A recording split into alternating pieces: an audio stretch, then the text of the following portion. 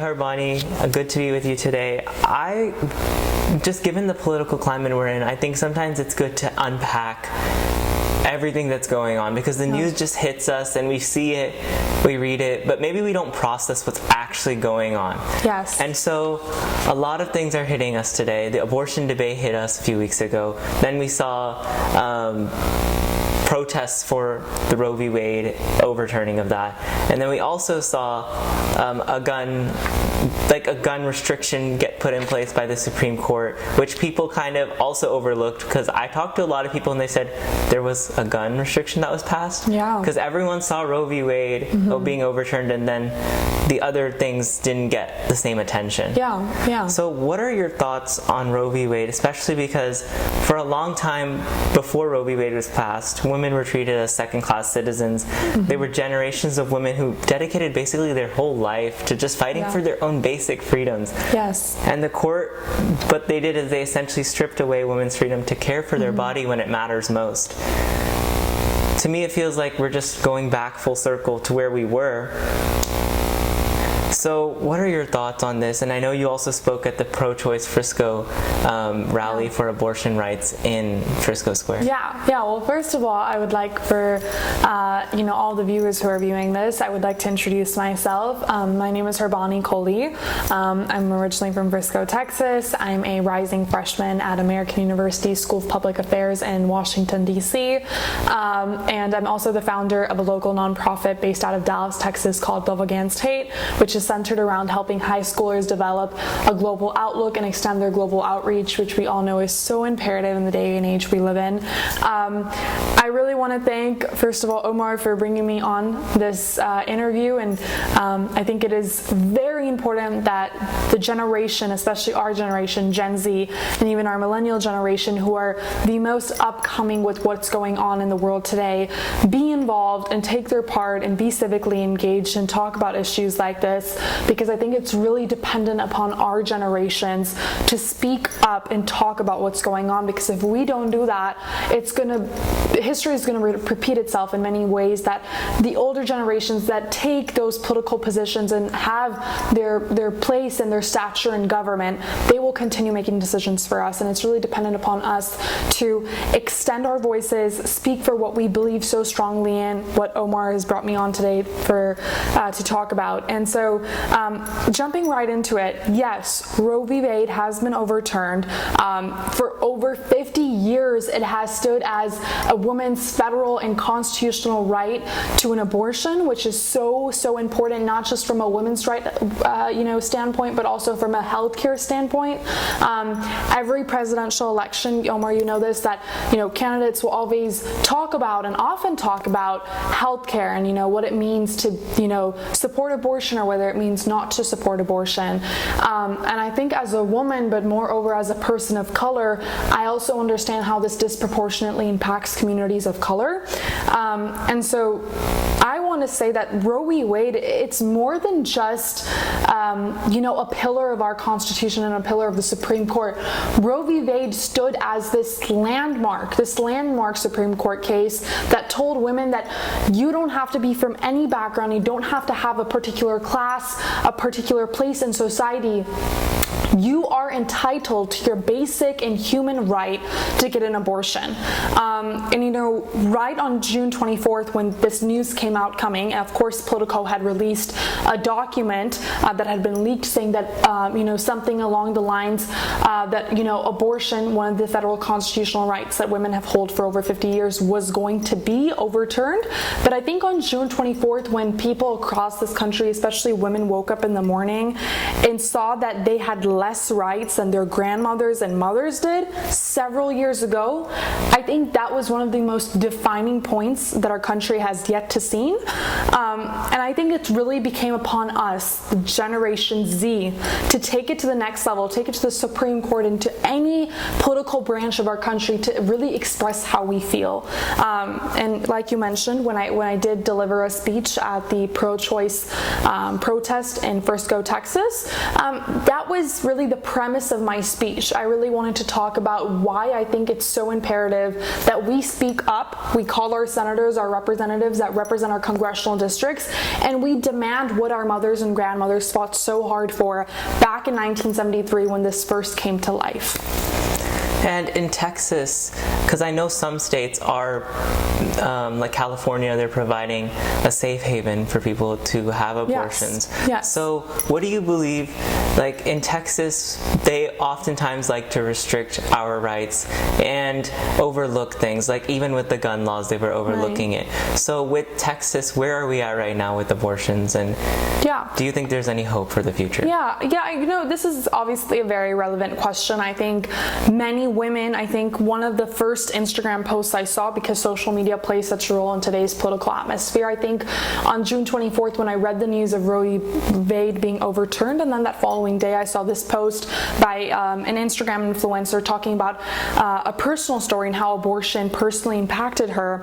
I remember thinking that abortion is such a personal thing. You never know where a woman is at, what's going on in her life. But I also thought from a healthcare standpoint that this is going to impact women so severely, because whether we want to admit it or not, women are going to die. Abortion is no joke. Women often get abortions because they have either a birth defect in the child that is yet to be born, either that fetus is not going to survive, or either it's going to kill the mother. And women know these situations beforehand. And that's why I think abortion really stood as this pillar for women's freedom and women's rights, because it essentially said that a woman does have a right to live and that fetus does not need to constrict her rights. And I think it's very commendable that the state of California has introduced this, that there are a safe haven for women to come and get an abortion and get the healthcare resources they need. But I think it's also a reminder that, politics and also partisan politics have impacted us so severely. I think the day and age we're living in, where partisan politics is restricting women to have basic rights, I think that's where politics crosses the line and starts to interfere in personal lives, and politics should never be above American lives. And so I greatly commend Governor Newsom and all of the Californian government that has really stepped up and said, no, we put women's rights above everything else, because women are not second-class citizens. And we fought too hard during the suffragist movement and through many periods of American history to be in 2022 and think, gosh, we lost one of the rights that we fought so hard for, and here we go again. Because history shouldn't be a full circle. We should realize what's going on. Our governments should act upon what's going on. And this really shouldn't be a partisan politics issue. It should be more of the right, like, women need those things and women should have those things. Absolutely. I really think that it's important that to realize that when it crosses the line and how far you can go. Because nowadays, and especially we've noticed this with the current political atmosphere, we are crossing the line a little too much than we used to before, and that's impacting people's livelihoods. We're making choices for people when they should be the ones making those choices, because that's the principles our country was founded upon. And so the same day Roe v. Wade was passed, we saw some good news that was kind of overlooked because Roe v. Wade got so much attention of being overturned, which makes so much sense. But can you tell us about this new gun law Supreme Court passed restricting access and enhancing the background checks? So the day of June 24th, obviously Roe v. Wade took precedence in the news, and I think a lot of the previous Supreme Court cases that had been ruled upon were neglected, and to a great extent because Roe v. Wade took precedence. I think that day we were all in some form or fashion watching the news just to be updated on what was the most recent ruling or overturning of Roe v. Wade.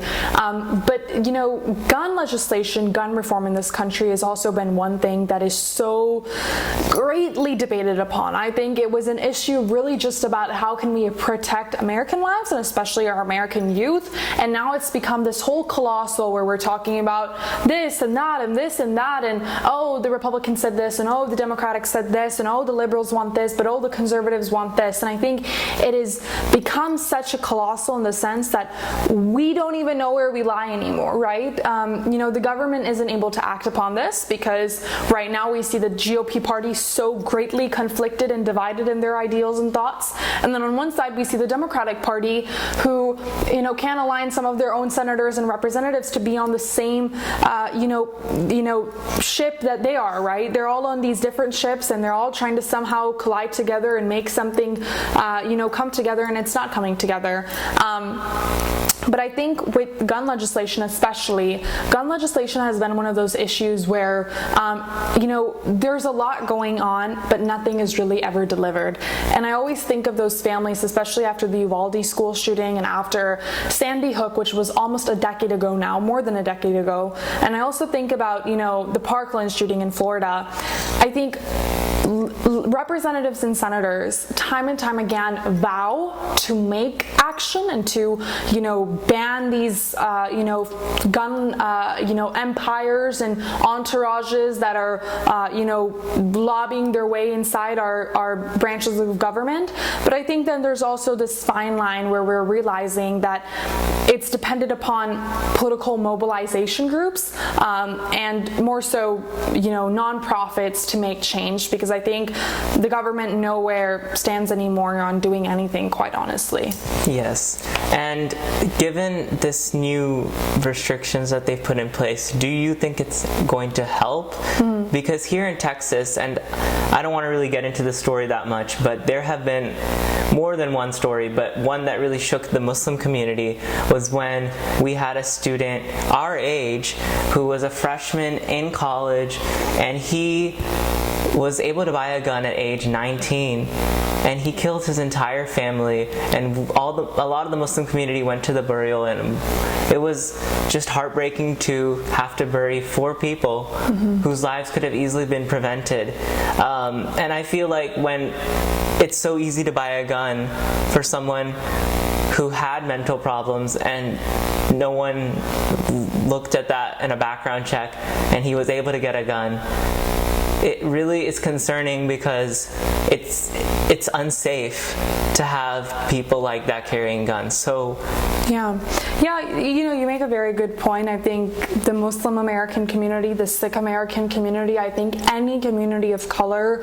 has somewhere or another in American history confronted gun violence with their communities, whether that be through a third party or whether that be internally. I think gun violence is surely an epidemic that America cannot act upon.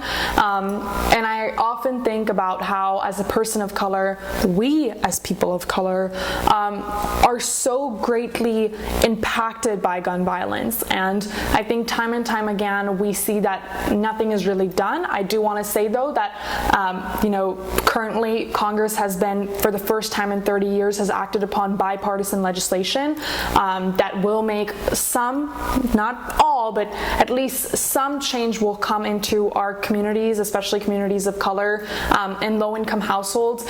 This bipartisan legislation has been, signed by our own Congressman Colin Allred, who represents the 32nd Congressional District of Texas. And a lot of the segments of this bipartisan legislation say that, the boyfriend loophole, or more enhanced background checks, or these red flag laws. So a lot of the things that are entailed in this bipartisan legislation bill will definitely make some change, but I think it also comes down to what exactly is going on. I think to some extent we have to really let these like I said, gun empires like the National Rifle Association, NRA, we should also act upon them, and I think in some form or fashion they should be invited to speak to Congress and testify before Congress, because I think they have a big role too. It's not just governments and people. To a great extent, it's these gun associations, these gun organizations that have infiltrated American lives. They've definitely had a role in this all along, and I don't think this is really like a liberal issue or this is a liberal perspective. I think this is a common common and very, very common American perspective that gun organizations and gun lobby has had a great role in everything that has transpired in our country for more than a decade. Whether you look at Sandy Hook, whether you look at the Parkland shooting, whether you look at that Buffalo supermarket shooting where people from a historically black neighborhood were shot inside Buffalo, New York supermarket. I think you look at any shooting, you realize that the NRA and many other gun organizations have had a great role in this. But I also understand that no matter how much we speak upon it and how much activists will bring attention to this, at the end of the day, it goes into a deeper issue, you know. Us being, you know, Texans from the state of Texas, we know that Governor Greg Abbott's campaign has been funded by the NRA. A great amount of it is funded by the NRA. So then can we really depend upon our governors and representatives who are funded by the NRA and such gun organizations to speak against these gun organizations? Absolutely not. But I think that's where politics plays such a deep and ingrained role in American lives and in American ruling and in American legislation, that we wonder, where is hope? Where is the time for action? Where can we actually do something? Because it's still going to impact communities like ours. It's still going to impact the Muslim American community. And it also brings up the issue about why do people who have, either a mentally disordered brain or coming from a weak place, do not understand the position and they are, why do they have accessibility to handguns and other firearms? Yes, and that's the big thing, is that I understand that our country is a unique country in that way that we have it in our Constitution. The Second Amendment gives us the right to bear arms, but that doesn't mean you can't restrict it and enforce more heavier background checks, because that will help curtail at least who can get a gun, and especially people who have mental illnesses, their medical records and things should be accessible to these gun sellers so they don't sell it to a wrong person, so we can prevent something way before it happens. Absolutely. Move on to a different topic that we kind of touched on when we were talking about abortion rights, and also when we were talking about the gun law and the gun lobby in our country. The divide in our country politically, it's not only Democrats and Republicans. We're also seeing that it gets really personal between politicians so fast, not only in our governmental institutions, like in Supreme Court and in even courts around the country. We just see it so saturated in today's politics that it has raised so much concern among Americans that where are we right now, and are we going to get back to a place where we can find common ground, find that middle ground, and make actual progress and improvement? No, absolutely. I think that's a common sentiment that many Americans share. In the polarized era we are living in, I think that people have forgotten what politics are. It's become more of this constant, back and forth. Or the GOP said this, or the liberals said this, or they said this, or they said that.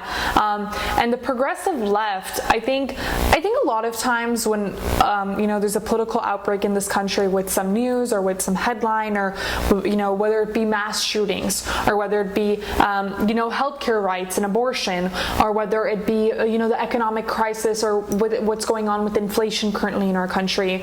I think the GOP currently stands in a place, and I'll touch on the Democrats and the liberals as well, but I think currently the GOP stands in a place where they're fighting against their own party members, right? The GOP used to be this unified and solidified party that, agreed always on everything. We always knew that historically the GOP believed that Second Amendment rights should be unlimited, right? They should be to the extent that they want. And now we see that within the own GOP, some party members are like, yes, we want it to be, unlimited, and we want it to be that way. And there's some party members that are, holding back on that viewpoint now, considering everything that's transpired in the last 5 years and 6 years.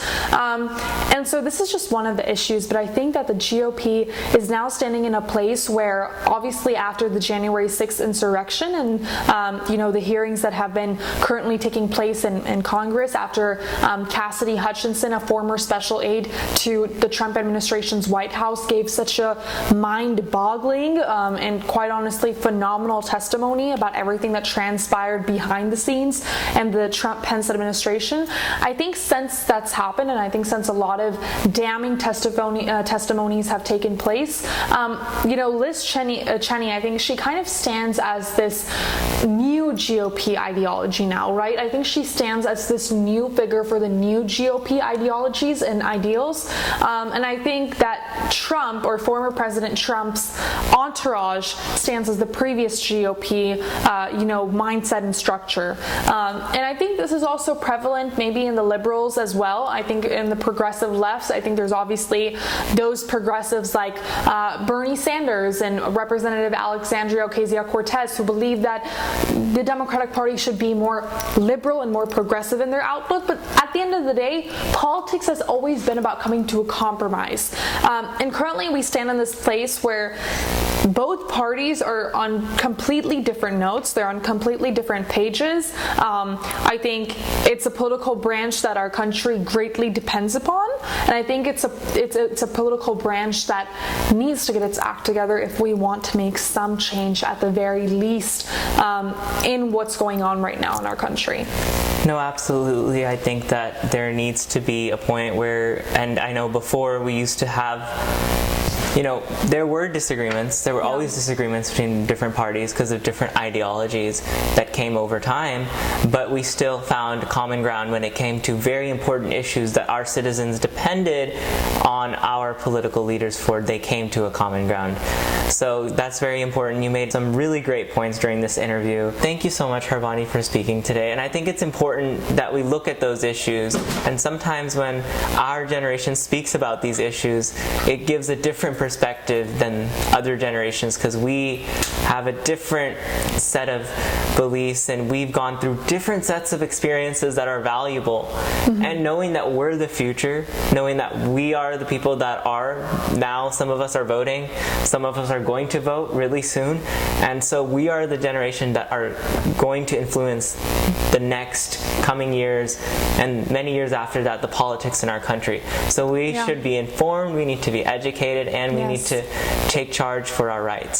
So thank you so much for being here. Thank you, Omar. And I want to say that it is definitely, like Omar said, it's upon our Gen Z generation, our millennial generation. I think we have grown up seeing everything that's transpired in this country, and we do have power in our voices. And I also want to thank you for inviting me here because it's a great place to really talk about everything that's going on. And to those in our generation that think it's not worth getting involved in, let me rest assure you that the voice you use today will be a pillar of strength for everyone tomorrow. So please speak up on these issues. I really, really want to thank you again for inviting me because this is a platform for me to speak on. And please, stay up to date with me. You can follow me on my Instagram or my LinkedIn at Harbani Kohli.